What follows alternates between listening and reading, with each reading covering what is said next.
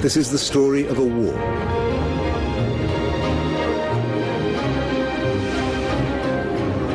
It's the story of a dictatorship, of the construction and collapse of a system, of an arms race between the builders of a wall and their opponents, the escapers.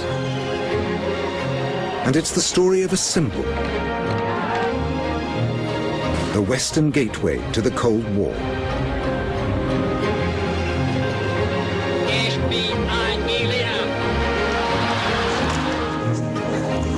Thousands tried to get over, under, through or round it,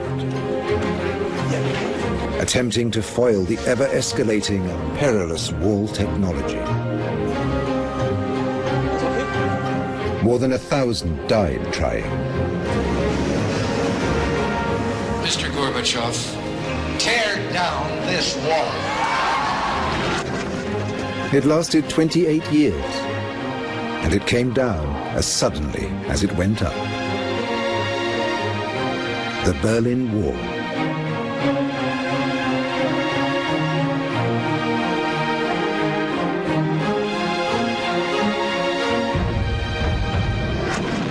(1945).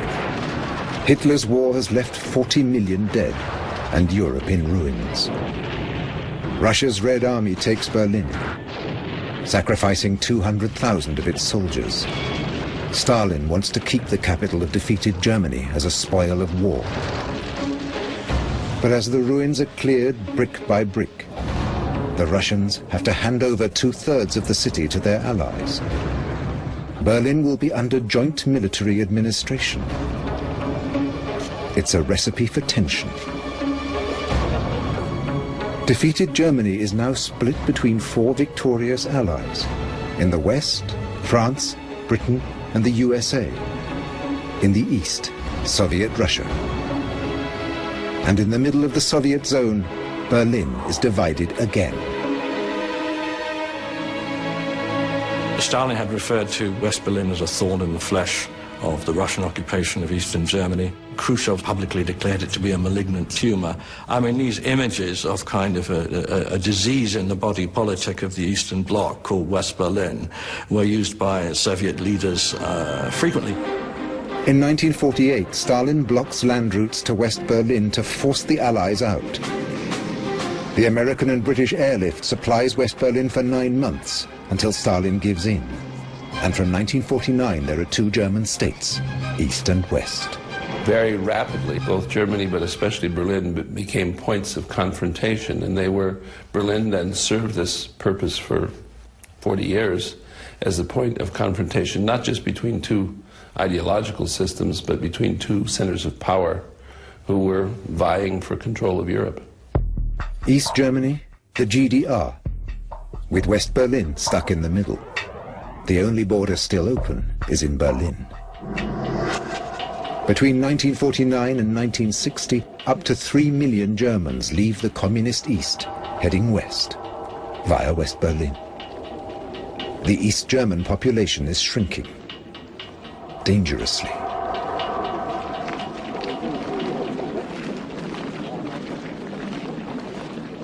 In 1960, 200,000 fled. By June 1961, another 160,000 had gone. It was draining the country's lifeblood. East Germany's weak economy desperately needed its workforce. The communists were afraid the economy would collapse. It was becoming increasingly urgent to do something that would solve the problem of West Berlin. It's still too easy to cross between sectors in Berlin, just by showing identity papers. East Germany's communist leader Walter Ulbricht badly needs a permanent solution. Ulbricht was a very determined man, and he saw this as his point to start pushing the idea of a barrier, a fence, a wall, call it what you will, again. And he did. And so as we move into 1960-61, he's there constantly on his trips to Moscow, constantly on the phone, saying, this is what we need to do. This is the only way we're going to solve this problem. His lords and masters in Moscow give him permission to build a barrier. And then he lies at a press conference. I understand your question in this way, that there are people in West Germany who want us to mobilize the construction workers of the GDR to construct a wall. Is that right? No one has any intention of building a wall. In Moscow, Soviet Premier Nikita Khrushchev sees a chance to neutralize the Allies in Berlin, or even remove them. Khrushchev said that having Berlin was like being able to squeeze the testicles of the West whenever he felt like it. Whenever he wanted to cause pain to the West, he just squeezed Berlin. He made difficulties for them.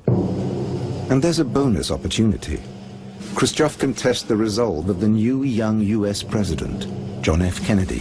Kennedy said, don't touch West Berlin.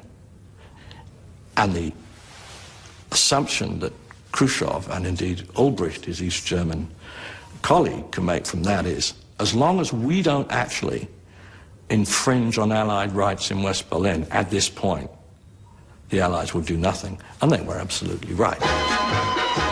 At the beginning of August 1961, West Berlin is preoccupied with hosting its International Film Festival, totally unaware of the impending disaster.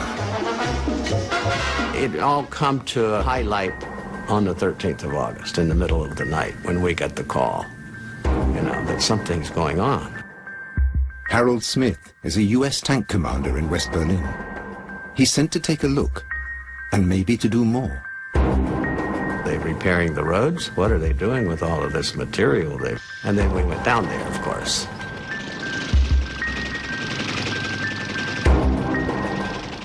We had a countdown going, and where all of those tanks along the wall were going to just go crush that wall down.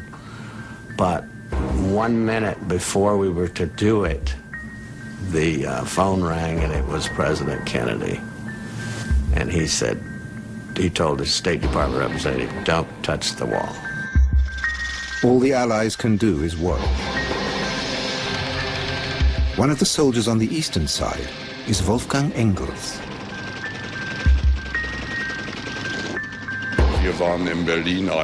We were deployed in Berlin on the 13th of August, early in the morning. We were brought to Berlin by truck. As a pioneer battalion, it was our job to set up the obstacles to seal off the streets.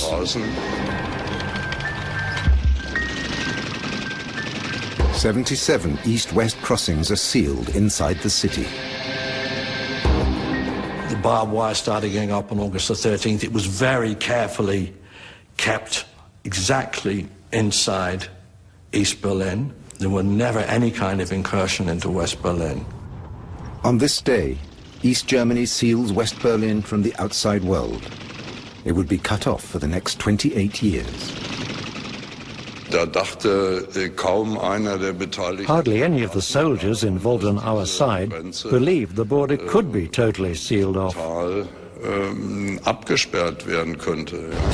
Soon, a 156-kilometer makeshift wall encircles West Berlin and its more than 2 million citizens.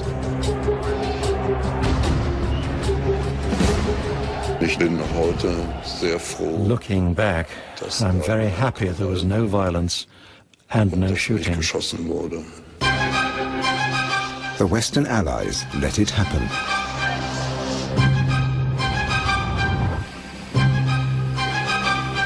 Kennedy clearly made a decision that they would protest, they would object, but not go to war.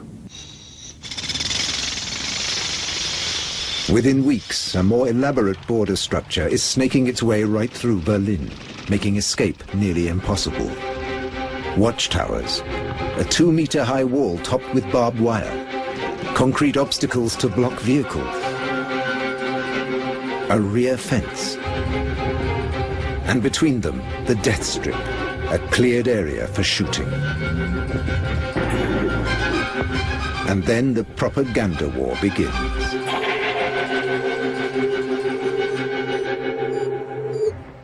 Fellow Germans in the uniform of the Volkspolizei, you stand here day and night at Ulbricht's barriers. You're not stupid. You realized long ago that Ulbricht's measures are endangering world peace. Thousands of friends and families are torn apart. Berliners are in despair. But the United States is less concerned.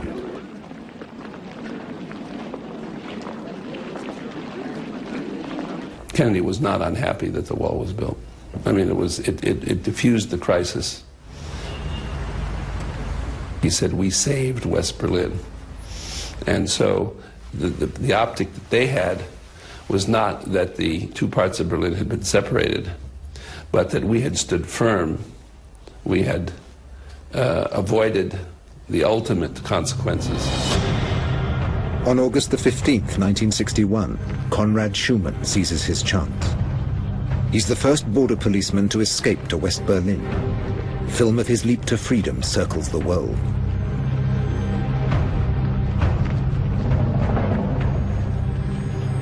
He's one of many risking their lives to escape.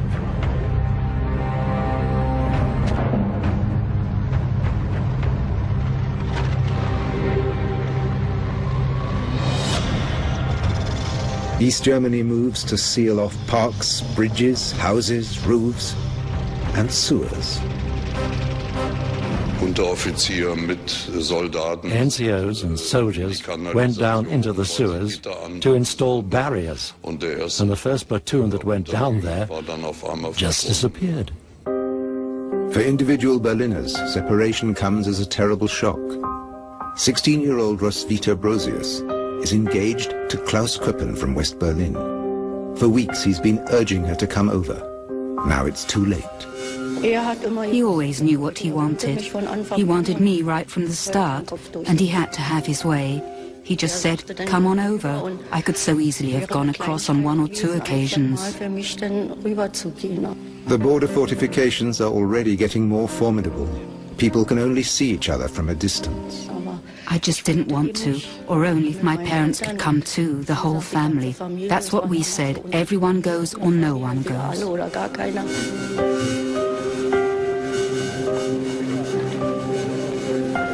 It was disappointing, but no one knew how it was going to turn out, what was coming. No one reckoned that the border was going to get so massive. But Klaus is already devising a plan to get Roswitha out. He's just waiting for the right moment. It won't be easy.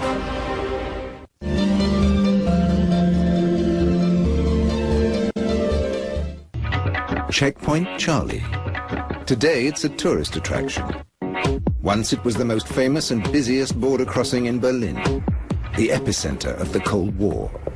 The Allies have to make sure it stays open, and the East Germans are making it difficult for them to cross.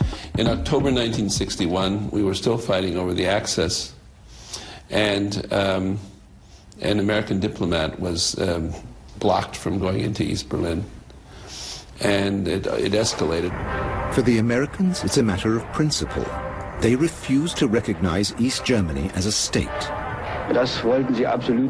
They didn't want armed representatives of our state to check their passes, because they don't have diplomatic relations with our state. According to the Four Power Agreements, the Allies have the right to cross over the border whenever they want to. They pushed their way through, went into East Berlin for a short drive, and came back again.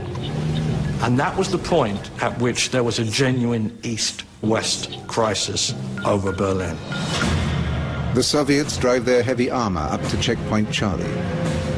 The Americans waste no time responding. They said, go back to the wall, the Russian tanks are coming. American tanks speed to the checkpoint.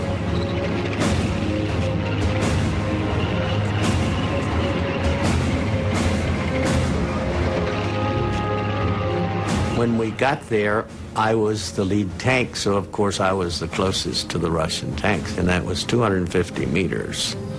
That's just even too close to sight your gun.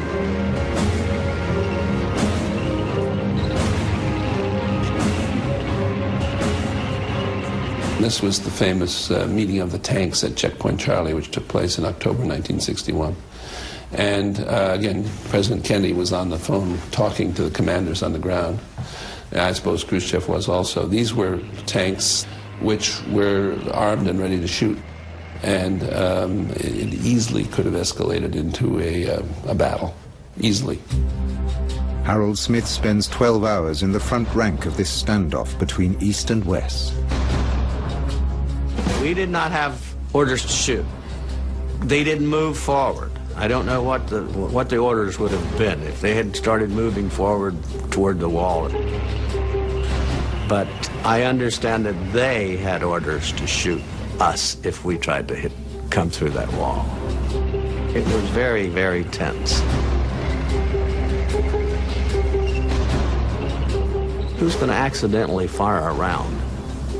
That was my greatest fear, was someone was going to accidentally fire. And I'm afraid that would have been the start of the Third World War.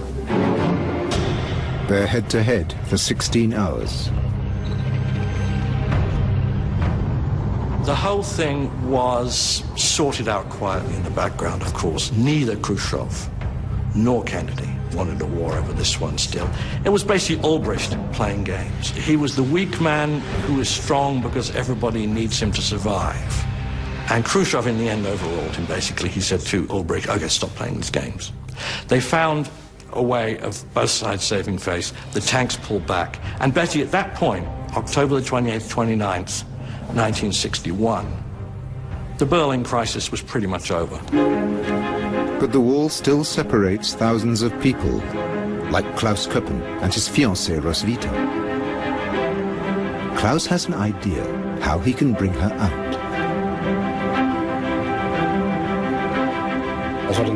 We talked about it, and she finally agreed to come across without her parents. So we thought about how we could do it, and we got the idea of converting a VW Beetle. With his West German passport, Klaus has the right to drive into East Berlin. If the gas tank is removed, there's just enough room for one person.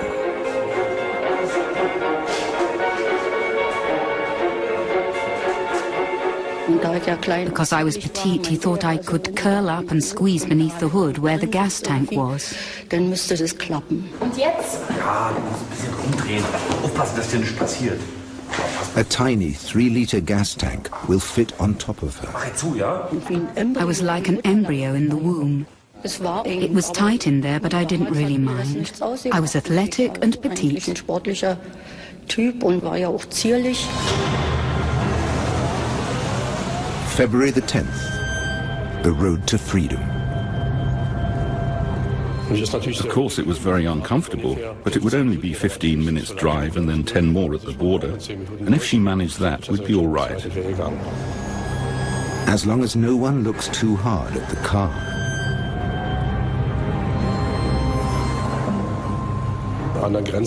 They hadn't reached the point on the border where they thoroughly examined each vehicle.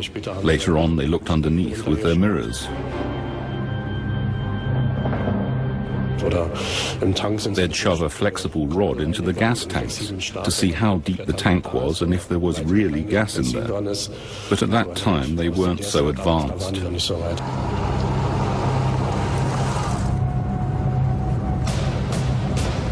After a few hundred meters, I suddenly noticed that my neck was beginning to burn. The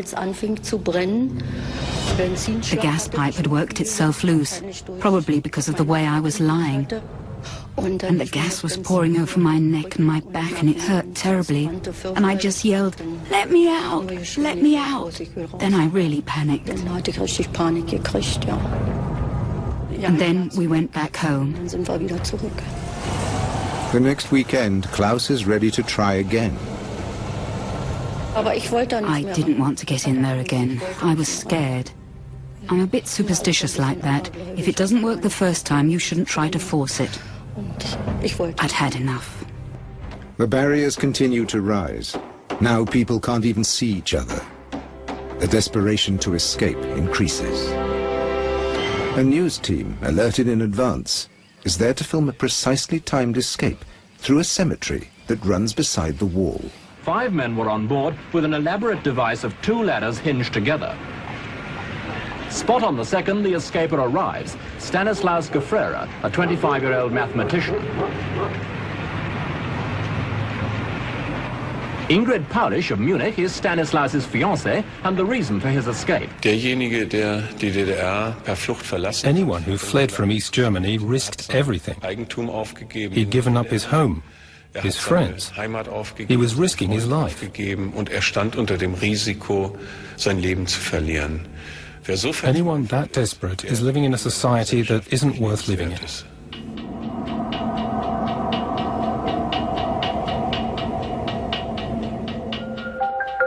August the 17th, 1962.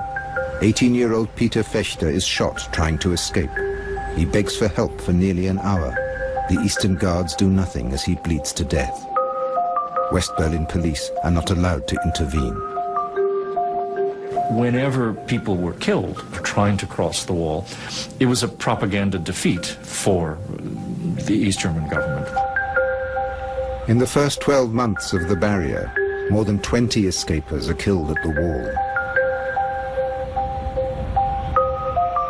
Today, memorials remember 130 people killed trying to cross the wall in Berlin, shot, drowned, or falling from buildings.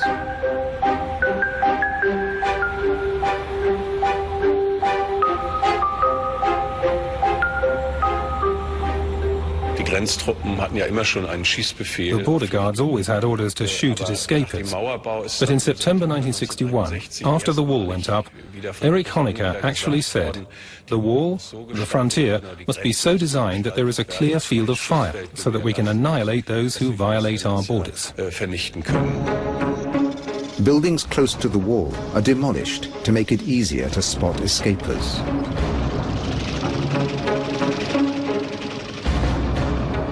Not only in Berlin.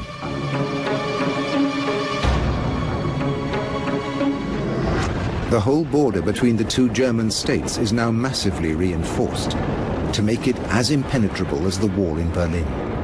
A death zone is constructed, tearing the two German nations apart. Mödler-Reuth is split in two. The locals call it Little Berlin.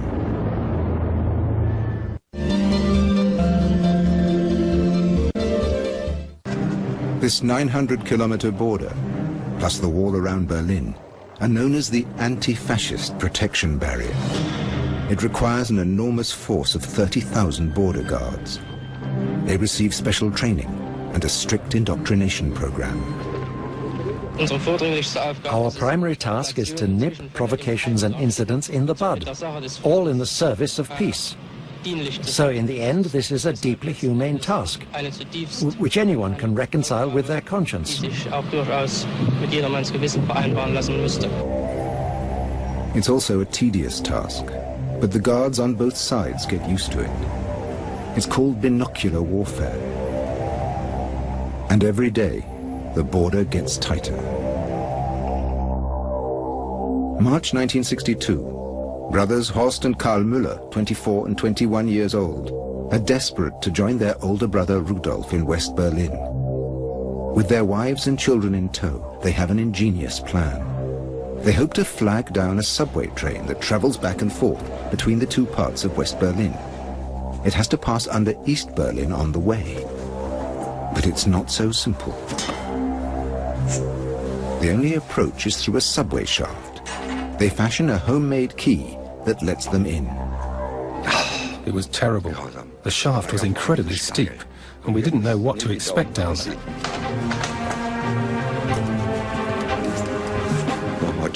Horst was the first one down. He had to see what was happening. I had to check it out, and if I came across a policeman, I had to get him out of the way. The shaft is deserted.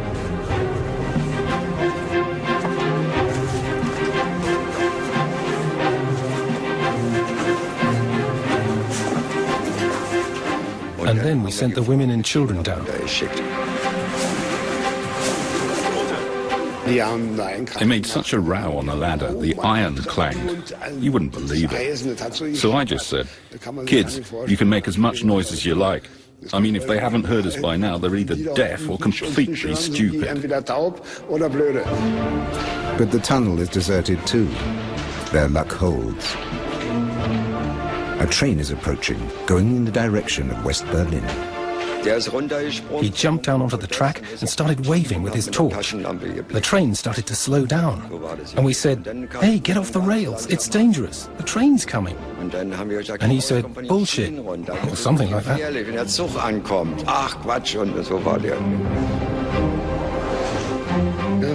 And it got slower and slower, and it stopped. Imagine that. And it was like every care I had faded away. Now we could get onto the train.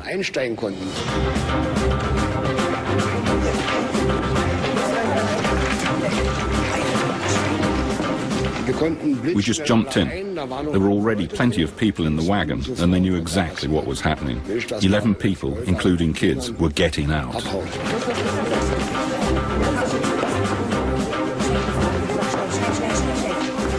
It happened so quickly. The West Berliners dragged us in and they sat us down.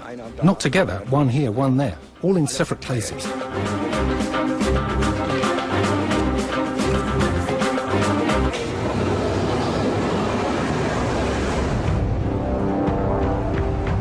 But they're still under East Berlin. Grausam. Terrible, terrible. Those were the worst minutes of my life. Schlimmsten Minuten unseres Lebens. We didn't know what was going to happen. There were still 5 stations to go before we got to the west. And the train went so slowly through the stations. And we saw the police on the platforms. Terrible. Hoping they wouldn't notice anything, that they wouldn't stop the train.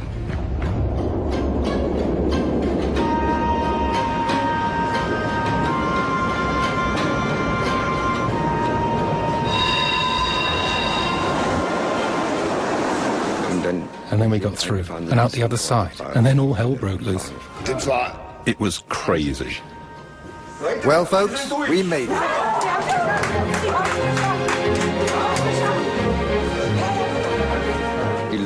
Everyone in the train jumped up and hugged us, and we all cheered, and that was great. Das war toll.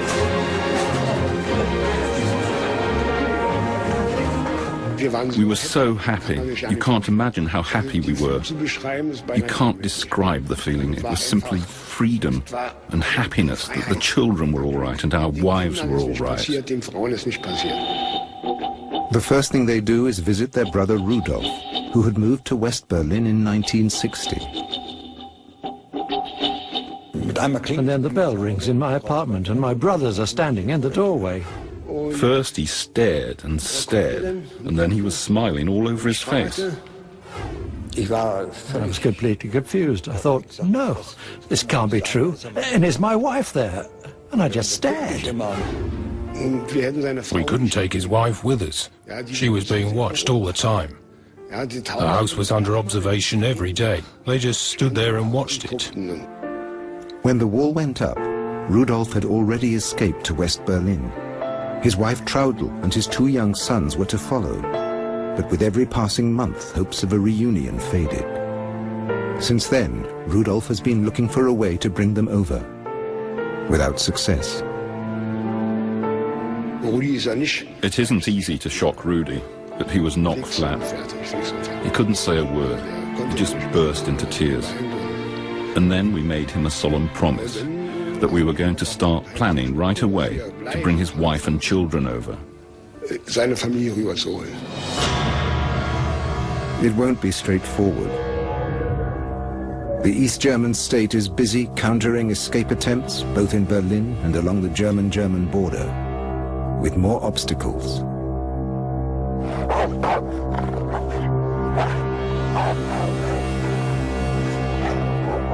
And with incentives for the guards.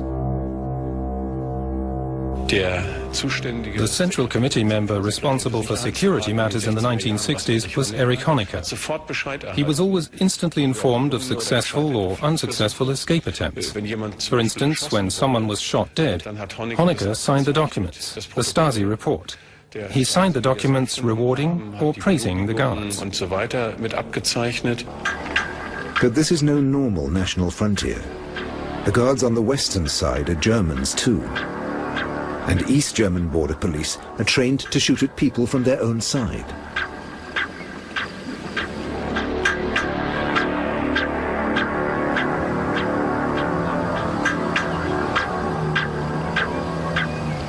it was a real problem for the East German government. So the indoctrination was heavy, discipline was tough.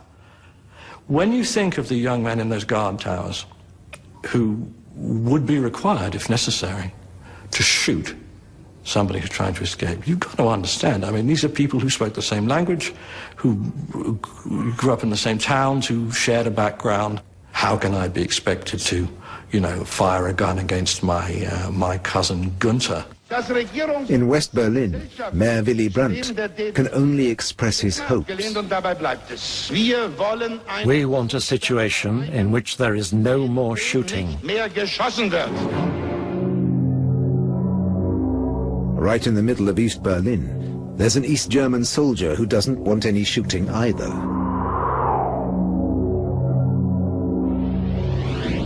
In fact, Wolfgang Engels wants to escape, and he has a plan. To borrow an armored personnel carrier and drive it through the wall.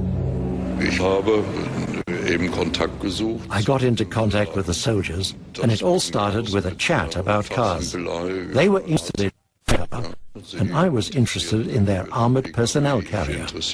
They loved showing it off to me, inside too. And by talking shop, I learned how to start the engine and how the gears worked. Everything I needed to get it moving. He wasn't intense about it. He just seemed to be asking questions by chance. How does that work? Show me that. Not in a way that made us think he wanted to drive it. We couldn't see that. He was very relaxed about it all. The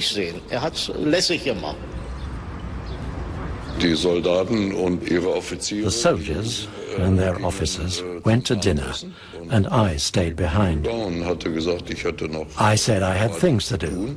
And once they'd gone, I got in, turned on the engine, and got going. April the 17th, 5 p.m.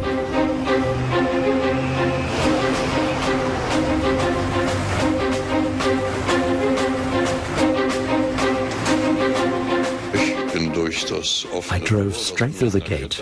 It was only closed with a chain, and turned off towards Treptow.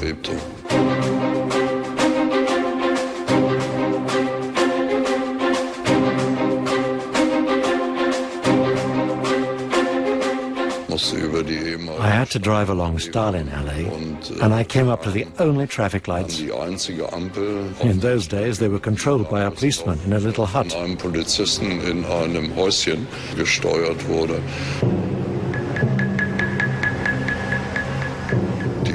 The armed forces of the state have priority on the roads. 20 kilometers to freedom. He's now being followed. The die is cast.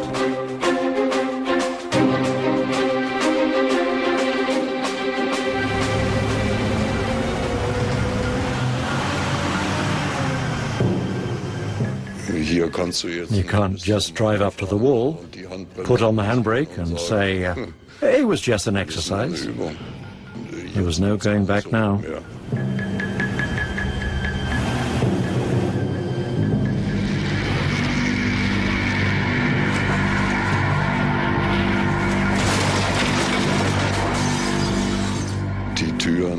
The doors were still in East Berlin, on that side of the wall. My first reaction was to get out, and I found myself standing in the middle of the rolls of barbed wire. You could say you were pretty excited in a situation like that. Adrenaline levels up to here, and then some. I didn't even feel the bullet hit me. I was so hyped.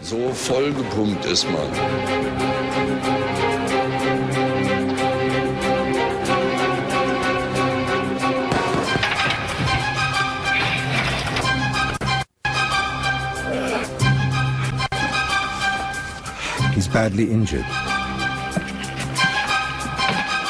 West Berliners hurry to his aid.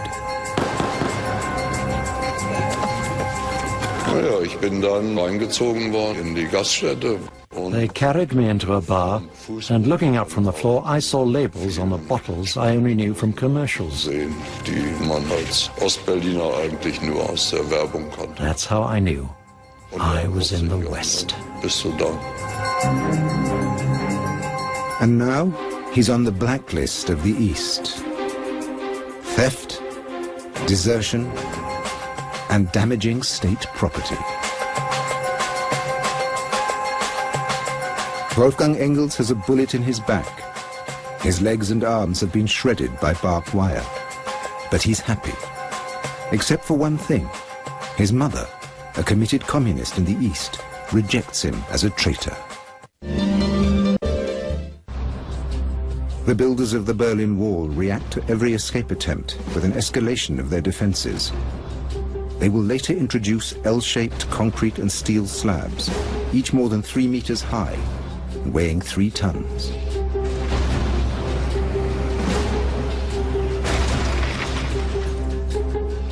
A vehicle ramming the wall drives onto the base of the slab, and its own weight keeps the wall standing.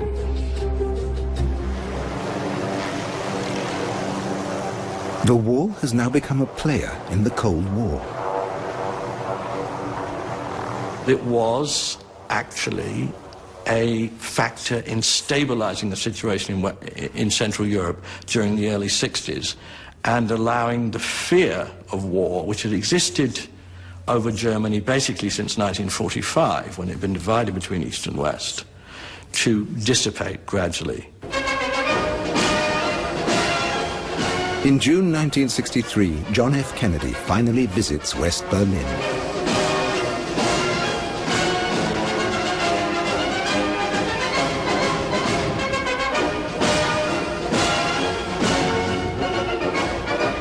The attention was away from Berlin. Kennedy brings it back to Berlin with his famous speech, his famous visit, which generates enormous popular support in Berlin.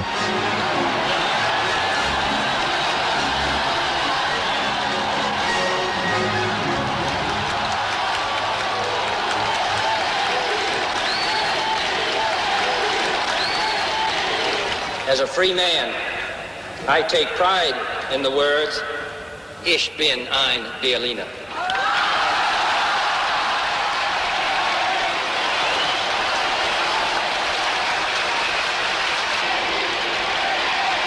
I think in terms of the history of Berlin and the wall, Kennedy's visit is very big, very important, symbolic. And it does tell people in West Berlin that the United States will support it, will support them. He will later say, seeing the wall with his own eyes showed him its real brutality.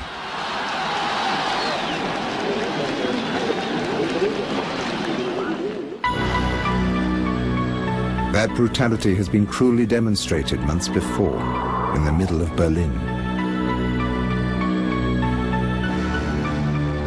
In May 1962, Rudolf Müller and his 2 younger brothers finally devise a way to reunite Rudolf with his family. The construction of the wall has separated him from his 2 children, Bernd and Christian, now 8 and 5 years old, and from his wife, Traudl. They arrested my wife once because she waved. They interrogated her. They kept her locked up for a whole day with the children, and they made it clear to her, your husband is over there. We know about him. We know what kind of man he is. You're never going to see him again. You aren't getting across. We'll see to that. The 3 Müller brothers, along with friends, start to dig a tunnel. They will be breaking through into the east. The tunnel will go just 25 yards from a shed in the west, under the wall. At first, we hardly got anywhere. The ground was like concrete. But suddenly it got easier. Then we had the problem of getting the sand out of the tunnel, and that got more difficult as it got longer and the air got worse and worse. 4 men per shift, 4 6-hour shifts a day.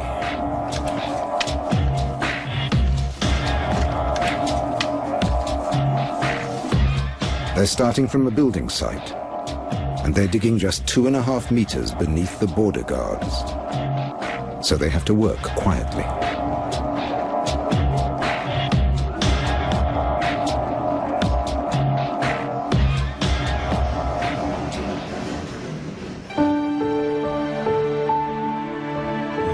I could have scraped all my skin off and not noticed.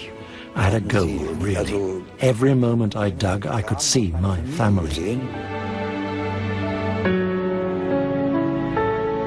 I just kept looking forward. We'll do it. We've got to. Suddenly they come to an area where the earth is very soft. I looked up because there was such a strange creaking noise, and then a load came down. All they could see were my legs and my shoes. And they could see where they had to scrape away the sand.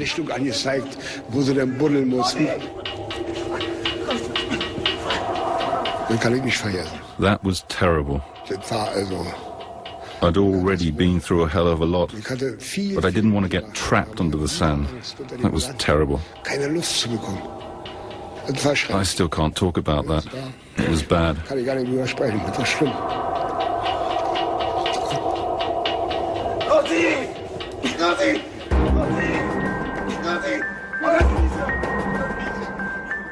On June the 18th, after 3 weeks of digging, the brothers reached their goal.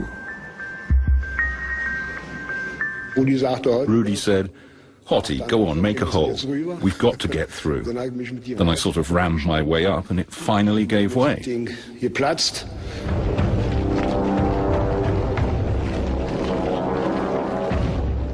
There was a wardrobe over the hole. When I broke through, it shifted with a hell of a noise, but we'd made it. Rudolf is offered a gun.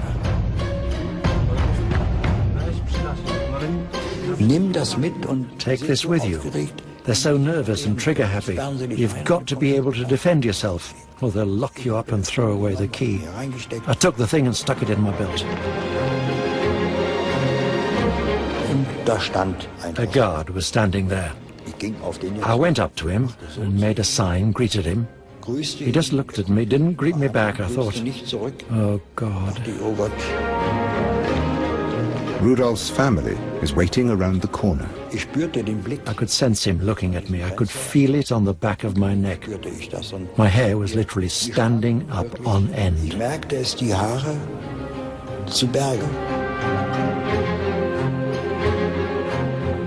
And the guard must already have been suspicious. He'd been watching. And then Rudy came back after a while with his family.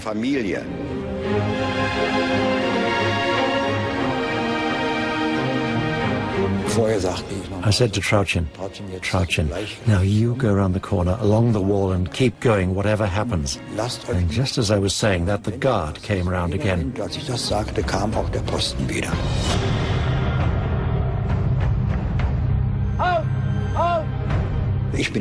I stopped. The others carried on a bit. Don't get funny. You saw me just now. We're going to a birthday party. You know, the way we talk in Berlin. Nice and relaxed. But he wasn't listening. He was nervous. I could see it in his face. Somehow he was nervous. He just said, the women and children stop there. And he raised his machine gun, and I just thought, now that's it. He's going to shoot. He would have fired, 100% sure. He would have killed them all. I took out the gun, aimed at the machine pistol, and pulled the trigger. It all happened at the same time. Rudy fired at the guard in self-defense, and a policeman in a watchtower started shooting too. And then suddenly the guard fell over. I panicked. I just yelled, run, run, run! The family ran, the children and the women, and the policeman in the tower was firing at the children. I could see the bullets kicking up the dust. And then we got into the hole. Thank God we all got in. I was the last one. And then the guards came running up. They seemed to be there in seconds, and right away they started firing into the cellar, right into the tunnel. The escapers are lucky. The shape of the tunnel protects them from the bullets.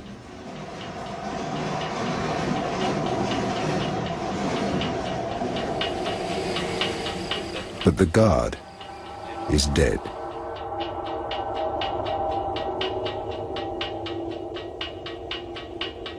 At that moment, there was nothing to be happy about. I was really down. In East Germany, Reinhold Huhn is turned into a martyr. The young border guard was 21 when he fell victim to the murderer's bullets.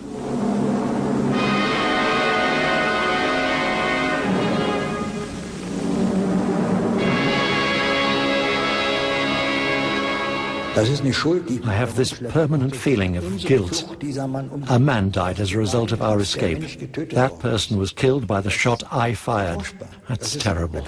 No court can take that away from me. They could find me guilty or innocent 3 times over.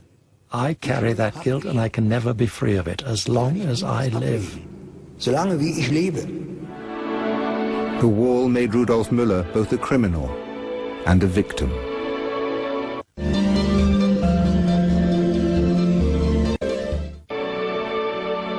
By 1964, more than 70 tunnels have been dug from east to west and from west to east, freeing more than 250 people. The East German secret police, the Stasi, find a way to stop them. They infiltrate escape routes even before they start digging. But the whole point became to keep the lid on the pot. In other words, to nip escape plans and other things in the bud. So the Stasi was doubled and trebled in numbers and began employing unofficial agents among the general population. In other words, to find out whatever is going on, we have to know what it is. And the Stasi find out that a new tunnel is being dug. It will be the longest ever constructed in Berlin, 250 meters. And Klaus Köppen is digging it.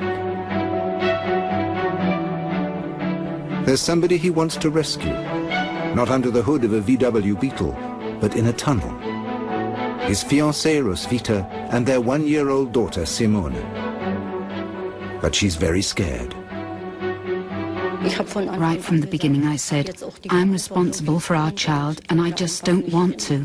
I said I'm not going to go down there. I was afraid to go through it. Because everyone knew they took escapers' children away. They would take our baby away if we were caught. He digs every night for months.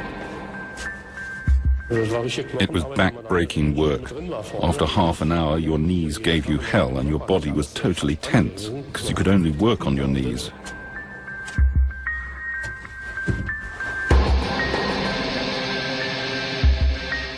He'd be completely exhausted, and he'd tell me how far they'd got.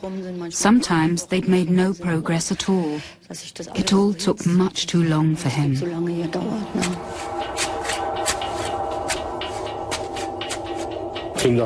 Never had any doubts. Just dig, dig, dig. Keep digging till we finish.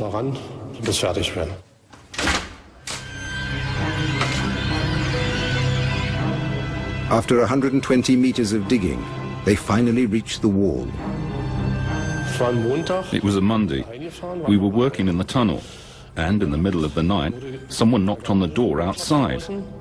Police, open up. The police say the tunnel has been betrayed. It's too dangerous to go on. The tunnel must be sealed off. If we were betrayed, how much did they know over there in the east? What was happening to our families? It was a huge shock. Our world just fell apart. The Stasi have tipped off the West about the tunnel. All Klaus's efforts have not been in vain.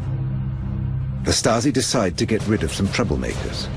Roswitha and her baby are sent over to the West. They wanted no trouble on the border.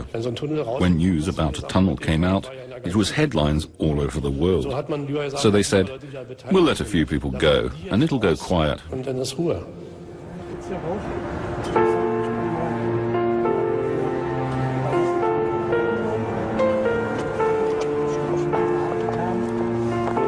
I see it as the greatest proof of his love. Not every man would do what Klaus did. Basically, he risked his life for us. In the 1960s, both sides learn they will have to live with the wall, for good or ill. The people of West Berlin, for the first time in years, are able to cross the wall. Christmas time. The first tiny unfreezing of relations. And with it, the wall is turning into a success for the East German regime.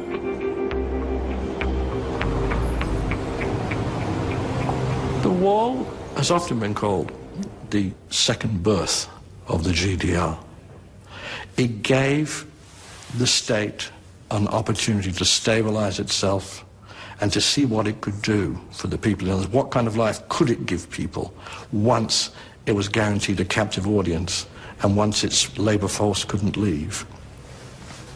So in effect, it saved the GDR, the wall, from almost certain collapse.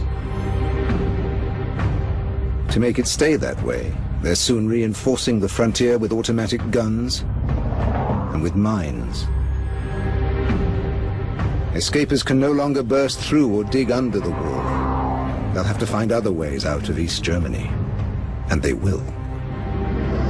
Crazier, more dangerous, and more spectacular than ever.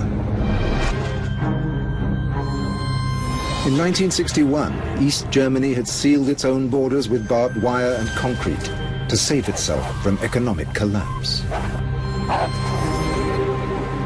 For 10 years, they reinforced this frontier until it became almost impenetrable. In May 1971, a new dictator comes to power, Erich Honecker. He looks like a modern European leader, but the wall is still the public symbol of his absolute state control. He now makes the border even more deadly, with automatic guns and minefields. For any East German who still wants to escape, it seems impossible.